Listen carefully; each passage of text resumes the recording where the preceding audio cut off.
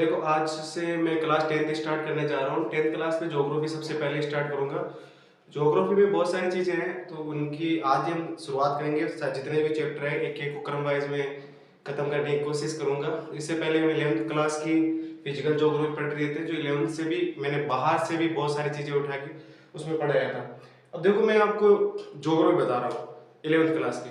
तो देखो, ज्योग्राफी से पढ़ने से पहले आपको कुछ बातें बताता हूँ। जितने भी स्टूडेंट पढ़ रहे हैं, तो वो सारे के सारे क्या करना है आपको, जब मैं पढ़ा रहा हूँ उसके बाद में इन्हीं के नोट्स बना लेना। साथ ही साथ में एक रजिस्टर ले लेना क्लास का, तो उससे में नोट्स लिखते जाना, क्योंकि बहुत सारे टीचर्स नहीं लिखवाएंगे, मुझे भी पता ही है। नोट्स लिखते जाना, इन नोट्स से कुछ भी बाहर नहीं जाएगा। और मैं आपको थोड़ा सा बेसिक से स्टार्ट करता हूँ कि आपको पढ़ना किस प्रकार से है। देखो, ज्योग्राफी की हम बात करते हैं।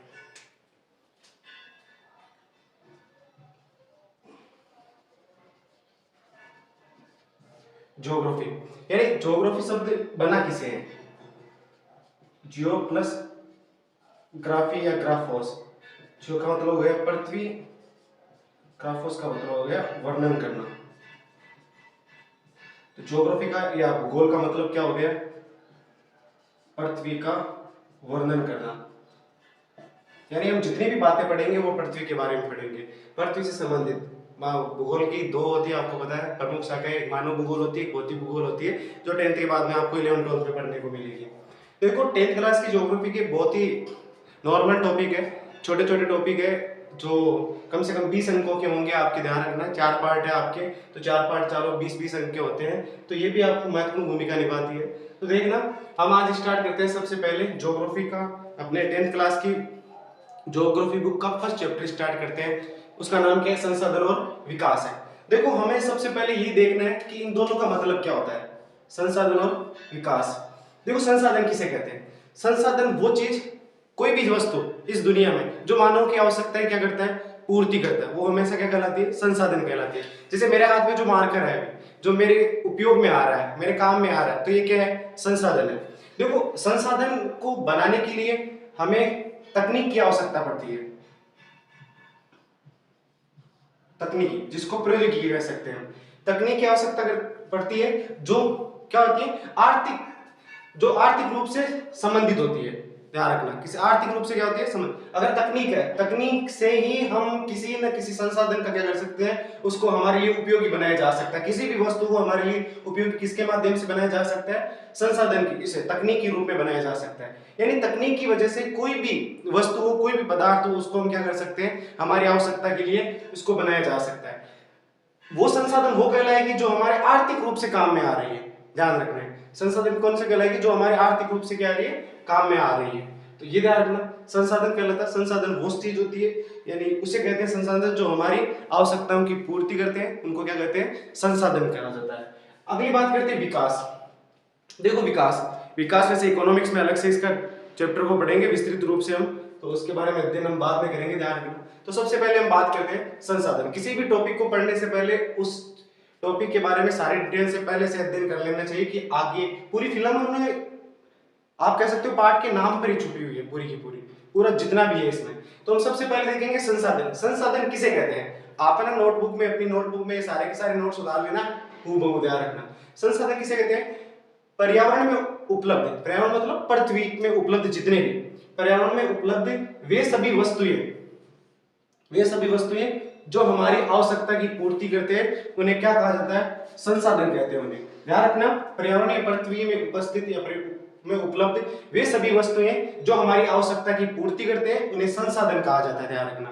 अब देखो, संसाधन की बात करते हैं, संसाधन का वर्गीकरण। हम सबसे पहले संसाधन का वर्गीकरण पढ़ेंगे। देखो, संसाधन की वर्गीकरण की बात करें तो संसाधन का वर्गीकरण एक तो होता है प्राकृतिक रूप से, एक होता है मानवीय रूप से।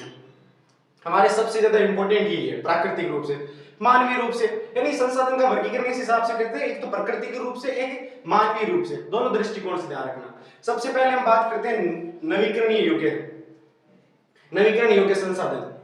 प्राकृतिक संसाधन दो भाग होते हैं इसके, एक नवीकरणीय योग्य संसाधन, एक अनवीकरणीय योग्य संसाधन। इनकी हमें आवश्यकता नहीं है, आप पूछेगा भी नहीं आपको, ये बहुत इंपॉर्टेंट है, ये याद रखना आपको। कौन कौन से हो गए? एक तो नवीकरणीय संसाधन हो गए, एक अनवीकरणीय संसाधन हो गया। नवीकरण योग्य संसाधन ये दो भागों में, एक सतत है, दूसरा कौन सा है? जैव है। सतत, सतत में क्या आएगी? पवन। जैव में जो जीव जंतु आएंगे, ध्यान रखना, प्राकृतिक, वनस्पति और क्या आएंगे? वन्य जीव। प्राकृतिक, वनस्पति और वन्य जीव, ये प्राकृतिक संसाधन हो गए। आपको पता है वनस्पति से, प्राकृतिक वनस्पति से मैं कह सकता हूँ वन से हमें बहुत सारी चीजें मिलती है। आपको पता है वन से हम क्या, जितने भी कागज है, गोंद है, इसके अलावा फर्नीचर के लिए लकड़ी होती है, वो सभी हमें किससे मिलते हैं? प्रकृति से मिलती है, वनों से मिलती है। इसीलिए वो संसाधन के रूप में वन्य जीव, वन्य में रहने वाले जीवों की वजह से हमें बहुत सारी चीजें मिलती है। तो ये भी एक संसाधन के रूप में, कौन सा संसाधन? जैव संसाधन। अब है अनवीकरणीय संसाधन। अनवीकरणीय संसाधन, प्राकृतिक में दूसरा अनवीकरणीय। ये भी दो भागों में है, एक तो पूर्ण चक्रीय, एक अचक्रीय। पूर्ण चक्रीय मतलब धातु। देखो इसका उदाहरण क्या है? धातु। धातु को हम क्या कर सकते हैं? पूर्ण चक्रित किसी, देखो मैं बताऊं आपको, धातु है, जैसे मान लेना लोहा है, लोहे को उपयोग करने के बाद में जो भी इसका स्क्रैप बचता है, इसको हम पूर्ण चक्रित कर सकते हैं, पूर्ण चक्रीय कर सकते हैं, और उसको वापस हम क्या कर सकते हैं? उपयोग में कर सकते हैं। जिसे आपने देखा होगा लोहे प्लास्टिक वाले जितने भी आते हैं, तो वो क्या करते हैं? इन सारे के सारे को वापस कहां बेच देते हैं? इस स्क्रैप को बेच देते हैं। बेचने के बाद में वो इसका क्या करते हैं? रिसाइकल करते हैं या पूर्ण चक्रण करते हैं। तो किसका होता है? धातु का। एक होता है अचक्रीय। अचक्रीय में कौन से संसाधन आते हैं? जीवाश्म संसाधन। देखो जीवाश्म संसाधन वे संसाधन या जीवाश्म ईंधन वे ईंधन होते हैं जो पृथ्वी के आंतरिक भाग में हजारों लाखों वर्षों में दबे होने के कारण ताप एवं दाब की वजह से बने होते हैं, वो जीवाश्म ईंधन होते हैं। अब देखो जीवाश्म ईंधन में जैसे मैं कह सकता हूं कोयला, इसके अलावा प्राकृतिक कोयला, प्राकृतिक तेल जिसे हम पेट्रोल कह सकते हैं, इसके अलावा गैस, ये जीवाश्म ईंधन है। अब देखो जीवाश्म ईंधन है, ये अचक्रीय है। आप बताओ कोयले को एक बार उपयोग करने के बाद क्या वापस इसका उपयोग किया जा सकता है? नहीं किया जा सकता है। इसके अलावा प्राकृतिक तेल, पेट्रोल और इसके अलावा गैस, इनका वापस उपयोग हम नहीं कर सकते। इसी कारण इनको क्या कहा जाता है? इनको अचक्रीय संसाधन कहा जाता है। यानी इसको हम वापस क्या नहीं कर सकते? इनको बना नहीं सकते हैं। तो ये ध्यान रखना, हम संसाधनों का वर्गीकरण पढ़ चुके हैं। इसके बाद में संसाधनों के प्रकार। संसाधन के प्रकार खूब सारे होते हैं, सारे प्रकार को हम डिटेल से अध्ययन करेंगे। सबसे पहले पढ़ेंगे उत्पत्ति के आधार पर। किसके आधार पर? उत्पत्ति के आधार पर हम संसाधनों के प्रकार पढ़ेंगे। तो उत्पत्ति के आधार में संसाधन में सबसे पहला है जैव संसाधन। जैव संसाधन वे संसाधन कहलाते हैं जिनकी उत्पत्ति किनसे होती है? जीवों से होती है। जिनकी प्राप्ति हमें किससे होती है? जीवों से प्राप्ति होती है। यानी जैव संसाधन वे संसाधन होते हैं जिनकी प्राप्ति किनसे होती है? जीवों से होती है। जैसे वनस्पति और पशु। देखो इनसे कैसे, आप लिखो वनस्पति, यानी वनों से हमें क्या क्या प्राप्त होता है? लकड़ी प्राप्त होती है। इसके अलावा इनसे हमें कागज, यानी विनिर्माण करके हम प्राप्त कर सकते हैं। इसके अलावा गोंद प्राप्त होता है, खूब सारी चीजें इनसे प्राप्त होती है। तो ये सारे के सारे हमारे लिए क्या है? संसाधन है, ध्यान रखना। तो जैव संसाधन वनस्पति से हमें लकड़ी प्राप्त होगी, कागज, गोंद वगैरह वगैरह। इसके अलावा पशु से हमारे मानव की बहुत सारी चीजें टिकी हुई है पशु पर, जैसे दुग्ध, ध्यान। इसके अलावा मांस। तो पशु भी क्या है? एक प्रकार से संसाधन है। कैसे संसाधन है? जैव संसाधन है। दूसरा है अजैव संसाधन। अजैव संसाधन वे संसाधन होते हैं जो हमें निर्जीव वस्तुओं से बने होते हैं। अजैव संसाधन वे संसाधन होते हैं जो निर्जीव वस्तुओं से बने होते हैं, जैसे चट्टान। इसके अलावा धातुएं, चट्टान और धातुएं। जैसे चट्टान बहुत सारी, जैसे 3 प्रकार की चट्टान होती है, कायांतरित, अवसादी और आग्नेय चट्टान होती है। इन सभी चट्टानों में आपको पता है क्या पाए जाते हैं? खनिज पाए जाते हैं। क्या पाए जाते हैं? खनिज। यानी इनमें किसी भी प्रकार की किसी प्रकार का जीव नहीं है। खनिज जैसे लोहा एस्क हो गया, इसके अलावा चांदी हो गया, जस्ता हो गया, सीसा हो गया, कैडमियम हो गया, बहुत सारी चीजें निकलती है, टंगस्टन वगैरह वगैरह, ये सब ध्यान रखना। तो दो हो गए उत्पत्ति के आधार पर, जैव और अजैव संसाधन। अगला है समाप्यता के आधार पर, यानी जिनके समाप्त हो सकते हैं, बहुत सारे संसाधन जो समाप्त नहीं होते। ये आज के 2 साल पहले पूछा जा चुका है, वैसे ध्यान रखना ये क्वेश्चन। सबसे पहले 1 नंबर पे इसकी बात करें तो नवीकरणीय संसाधन। नवीकरणीय संसाधन ये भी 2 प्रकार का होता है। वे संसाधन जिन्हें भौतिक रासायनिक प्रक्रिया या यंत्रों द्वारा दोबारा बनाया जा सकता है, जैसे सौर ऊर्जा और पवन ऊर्जा। यानी नवीकरणीय संसाधन जिनको हम असमाप्य संसाधन भी कहा जा सकता है, जिनको हम गैर परंपरागत संसाधन भी कह सकते हैं। ये संसाधन कभी भी खत्म नहीं होते हैं। आप देखो सौर ऊर्जा कभी भी खत्म नहीं होगी, पवन ऊर्जा भी कभी भी खत्म नहीं होगी। तो इनको भी आप विशेष तौर पर ध्यान रखना नवीकरणीय संसाधन को, कि वे संसाधन जो जिन्हें भौतिक रासायनिक प्रक्रिया या यंत्रों द्वारा दोबारा बनाया जा सकता है। इसके उदाहरण याद रखना सौर ऊर्जा और पवन ऊर्जा। अगला है अनवीकरणीय संसाधन। अनवीकरणीय संसाधन, इन संसाधनों को बनने में बहुत समय लगता है। अनवीकरणीय संसाधन को भी दूसरा नाम असमाप्य संसाधन हो जाता है। इसके अलावा इसमें परंपरागत संसाधन भी कहा जा सकता है, ध्यान रखना अनवीकरणीय संसाधन को। इसी के इन संसाधनों को बनने में बहुत सारा समय लगता है, जैसे जीवाश्म ईंधन। अभी थोड़ी देर पहले बताया था मैंने जीवाश्म ईंधन कि पृथ्वी के उथल पुथल या मैं कह सकता हूँ पृथ्वी के दबे होने के कारण लाखों करोड़ों वर्षों में बनने वाले संसाधन कौन से होते हैं? जीवाश्म संसाधन या जीवाश्म ईंधन कहलाते हैं। और इसके अलावा खनिज, तो ये ध्यान रखना विशेष तौर पर इनको। उसके बाद हम स्वामित्व के आधार पर संसाधनों को पढ़ेंगे। स्वामित्व के आधार पर संसाधनों को 4 भागों में विभाजित किया जाता है। स्वामित्व के आधार पर स्वामी या तो कोई संस्था हो सकती है, कोई निजी व्यक्ति हो सकता है, किसी देश के हाथ में हो सकता है। उसी के आधार पर हम संसाधनों को कितने भागों में डिवाइड किए हैं? 4 भागों में विभाजित किया जाता है। पहला है व्यक्तिगत संसाधन, व्यक्तिगत संसाधन। दूसरा है सामुदायिक संसाधन। तीसरा है राष्ट्रीय संसाधन। चौथा है अंतरराष्ट्रीय संसाधन। हम सबके बारे में एक के बारे में डिटेल से अध्ययन करते हैं। देखो सबसे पहले बात करते हैं व्यक्तिगत संसाधन। व्यक्तिगत संसाधन क्या होते हैं? व्यक्तिगत संसाधन वे संसाधन जो निजी व्यक्ति के स्वामित्व में होता है। वे संसाधन जो किसी निजी व्यक्ति के स्वामित्व में होता है वो व्यक्तिगत संसाधन कहलाते हैं। जैसे भूखंड हो गए, जायदाद हो गई, यानी मैं कह सकता हूं अपनी जमीन का मालिक स्वयं होना। जैसे एक व्यक्ति है, ए नाम का व्यक्ति है, उसके पास अपनी जमीन है, ठीक है। तो इस संसाधन जो अपनी भूमि है, भूमि एक संसाधन है खुद, इस संसाधन का जो स्वामित्व है या स्वामी है वो व्यक्ति खुद है। इसमें कौन? ए नाम का व्यक्ति है, वो इसका क्या है यहाँ पर स्वामित्व है, उसके पास इसका स्वामित्व है इस संसाधन का। किसका? जमीन का या भू संसाधन का। देखो अगला है सामुदायिक संसाधन। सामुदायिक संसाधन किसे कहते हैं? सामुदायिक संसाधन वे संसाधन समुदाय के सभी सदस्यों को उपलब्ध होते हैं। यानी जैसे समाज या गांव में उपलब्ध जितने भी संसाधन हैं,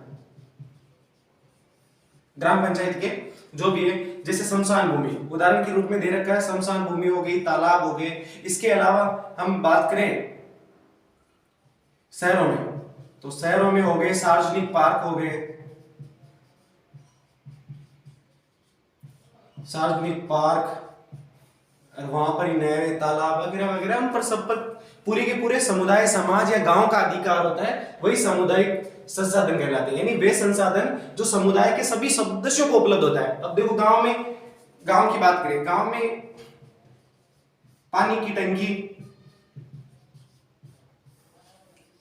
तो उस पर किसी एक व्यक्ति विशेष का अधिकार नहीं होता है, उस पर पूरे गांव का अधिकार होता है। वहां से कोई भी व्यक्ति पानी पी सकता है, पानी ले जा सकता है। तो वह संसाधन सामुदायिक हो गए, वो क्या कहलाता है? सामुदायिक संसाधन कहलाते हैं। ये याद रखना आप विशेष तौर पर। अगला है राष्ट्रीय संसाधन। देखो राष्ट्रीय संसाधन किसे कहते हैं? राष्ट्रीय संसाधन जिनका स्वामित्व राष्ट्र यानी उस देश का होता है, उस देश के पास होता है, ध्यान रखना। राष्ट्रीय संसाधन वे संसाधन कहलाते हैं जिनका स्वामित्व संपूर्ण देश का होता है, यानी देश की सरकार का होता है, सरकार का होता है। देश की सरकार को कानूनी अधिकार है, कुछ बात इसमें नोट करना, ये सारे आपको पॉइंट। देश की सरकार को यानी जो देश में सत्ता में जो भी पार्टी है उसको ये अधिकार है कि वह व्यक्तिगत, याद रखना, व्यक्तिगत संसाधनों को भी आम जनता के लिए, आम जनता के हित के लिए अधिकृत, यानी उसको ग्रहण कर सकती है, उसको ले सकती है, उपयोग में ले सकती है, कर सकती है। जैसे नहरें बनाने में, सड़क बनाने में, खेतों से जब नहरें और सड़क बनाई जाती है या रेलवे ट्रैक बिछाए जाते हैं, तो वो क्या, याद रखना, इन सभी के लिए क्या किया जाता है? व्यक्तिगत संसाधनों का ही उपयोग किया जाता है। ध्यान रखना, व्यक्तिगत संसाधनों का क्या किया जाता है? उपयोग किया जाता है। तो उसको हम सरकार को मना नहीं कर सकते। फिर भी सरकार क्या करती है कि उस एवरेज में जितने भी जो खेत है उसका उनको मुआवजा दे दिया जाता है, उसका ध्यान रखना विशेष तौर पर। ये देखो 12 समुद्री मील तक राष्ट्रीय संसाधन होते हैं। कब तक, कहां तक? 12 समुद्री मील। ये क्या होता है 12 समुद्री मील? इधर देखना, देखो ये अपना दक्षिणी भारत है,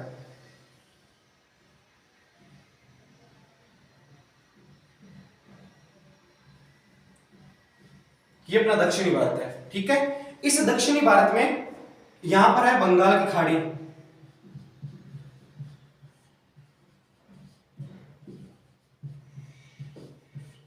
यहां है अरब सागर,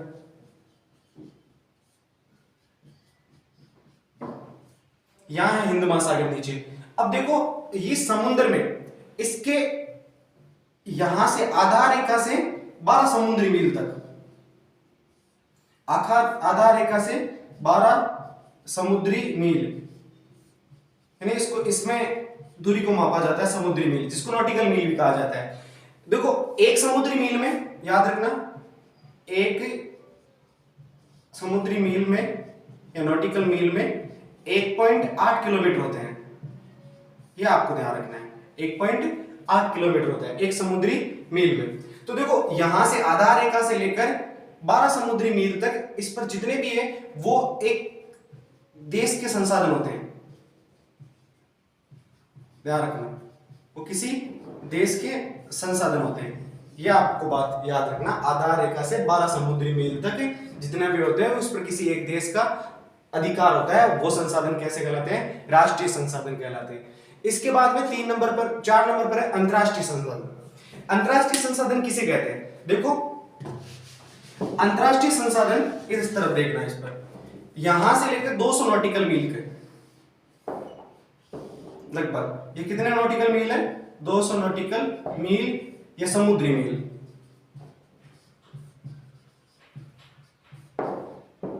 तक।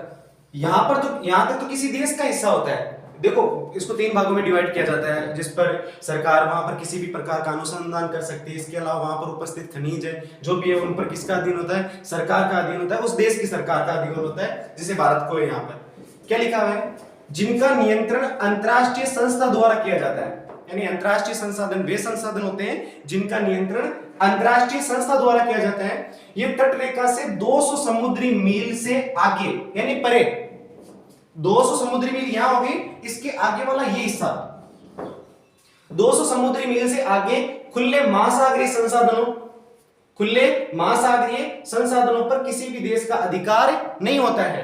यानी 200 नॉटिकल या समुद्री मील से दूर वाले क्षेत्र पे किसी दूसरे देश का कोई किसी भी प्रकार का अधिकार नहीं होता है। इसका अधिकार किसका होता है? अंतरराष्ट्रीय संस्था का होता है, ध्यान रखना, अंतरराष्ट्रीय संस्था का। आगे देखो इनके लिए यानी इन संसाधनों की सहमति आवश्यकता होती है। किन से आवश्यकता होती है?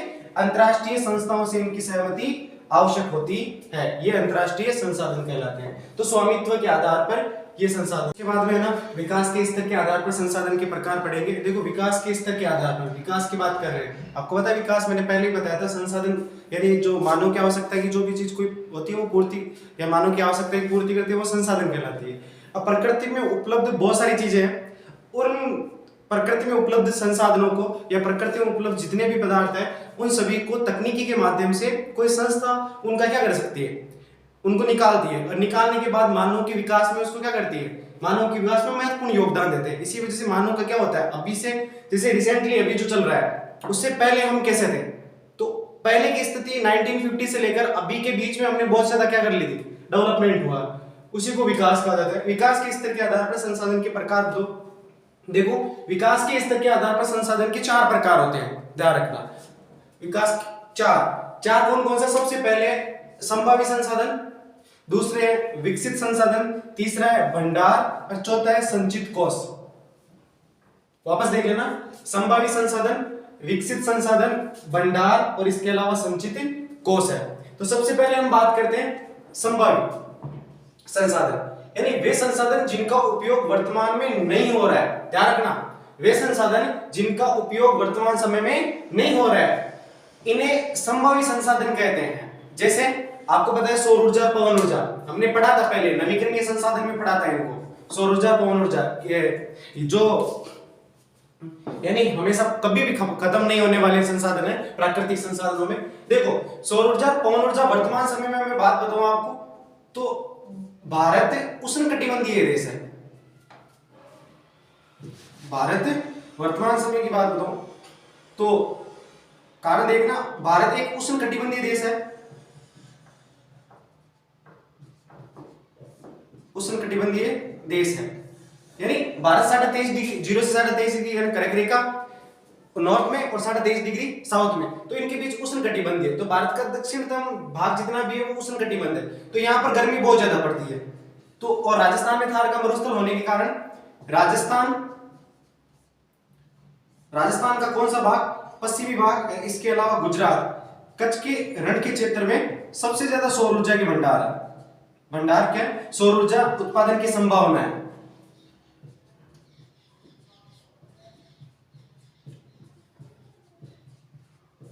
उत्पादन की संभावना है, तो ये इसीलिए याद रखना संभावित संसाधन कहलाते हैं वे संसाधन जिनका उपयोग वर्तमान में नहीं हो रहा होता है, इन्हें संभावित संसाधन कहते हैं, जैसे सौर ऊर्जा, पवन ऊर्जा। वर्तमान समय में सीमित रूप से इनका उपयोग किया जा रहा है, लेकिन ये भविष्य में हमारे लिए बहुत ही अच्छा रहेगा इनका उत्पादन, विद्युत उत्पादन, ध्यान रखना।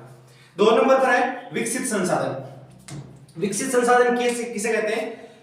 ध्यान रखना, वे संसाधन जिनका सर्वेक्षण किया जा चुका है, जिनका सर्वे किया जा चुका है और उनके उपयोग की गुणवत्ता और मात्रा निर्धारित की जा चुकी है, विकसित संसाधन कहलाते हैं। ध्यान रखना, वे संसाधन जिनका सर्वेक्षण किया जा चुका है और उनके उपयोग की गुणवत्ता और मात्रा निर्धारित की जा चुकी है, विकसित संसाधन कहलाते हैं। यानी जो अपने पास संसाधन है, जैसे पृथ्वी में पाए जाने वाले जितने संसाधन है, हमें पता है कि ये संसाधन है, इनका उपयोग हम कर सकते हैं, उनका सर्वेक्षण किया जा चुका है। जैसे किसी राज्य में कोई भंडार मिले, खनिज भंडार मिले, उनका हमने सर्वे कर लिया है, अब सर्वे कर चुके हैं हम, अब उस भंडार की हमें गुणवत्ता, इसके अलावा उनकी क्वांटिटी, उसकी मात्रा निर्धारित की जा चुकी है, ऐसे संसाधन विकसित संसाधन कहलाते हैं। जैसे मैं उदाहरण के तौर पर बताऊं, अभी रिसेंटली बात बता रहा हूं, राजस्थान के नागौर जिले के डेगाना में क्या है, लिथियम के भंडार मिले हैं, जो अभी मिले, हमें इनका सर्वे किया है, अभी चल रहा है उनका। इससे पहले देवतलाई में सोने के भंडार मिले, उसका सर्वे किया है, उसकी गुणवत्ता और मात्रा भी जान ली कितनी है। तो ऐसे संसाधन ध्यान रखना विकसित संसाधन कहलाते हैं।